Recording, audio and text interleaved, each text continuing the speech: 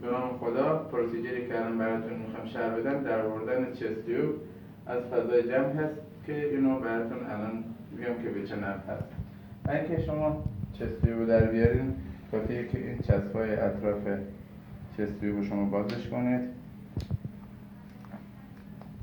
از بیمار میخواین که دستشو پشت گردنش بذاره و در کل انجام مراحل کار باهاتون همکاری داشته باشه.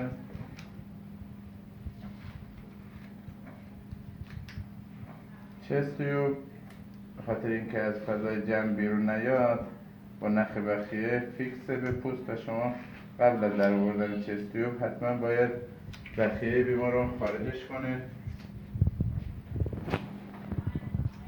همونطور که در فیلم میبینین یه گاز وازلین در این محل قرار داده شده تا از نفوذ هوا به داخل ریه جلوگیری بشه.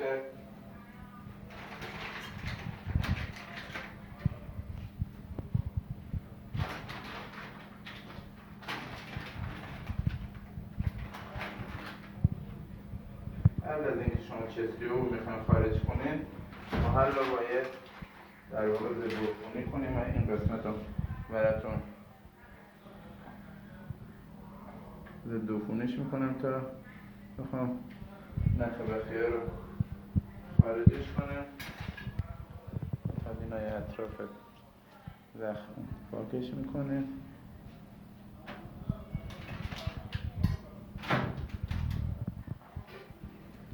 خب ببینید نخ دور خود در واقع لوله و پوست گره خورده که شما باید نخو طوری در بیارید که چیز داخل قرار نگیره. این نخو شما از قسمتایی که به پوست وصل هست رو خارجش میکنه.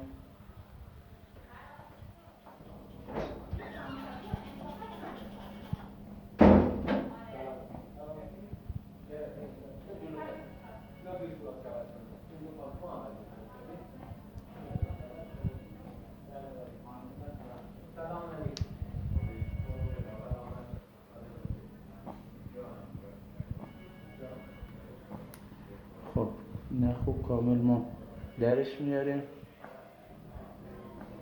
و به بیمار میگیم که ضمن در آوردن چست تیوب با همون همکاری داشته باشه. خب من نخو کامل در آوردم و الان گاز وازلین هم آماده کردم.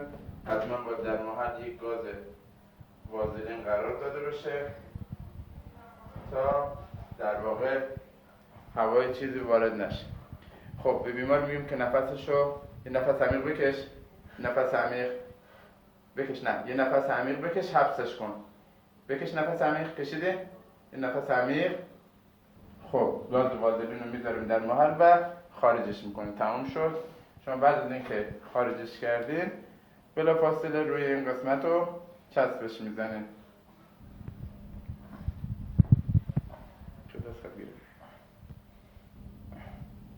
خب نفس عادی بکش، نفس عادی بکش، نفس عادی بکش، نفس عادی